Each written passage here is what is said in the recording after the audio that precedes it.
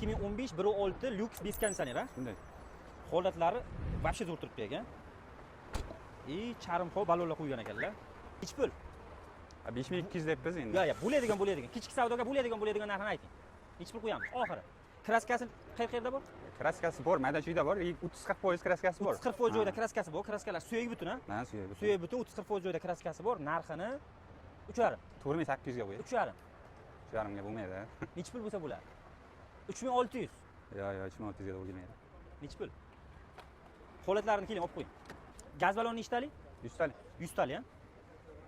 Holatlari zo'r turibdi ekan. 100 talik temir gazlari bor ekan. Mashinani motor hadavida ishi yo'q ha? Yo'q, texnik ishi yo'q. Texnik ishiga javob berasiz. Bu 3800 qo'yib beraman. 3800 emas. Bo'ladimi? 4300 qo'yak. 4300. 4300 ga sal baland aka. Haqiqatan ham baland. Savdolash yo'q. Hozir qo'yaman, hamma kommentariyada qimmat deydi.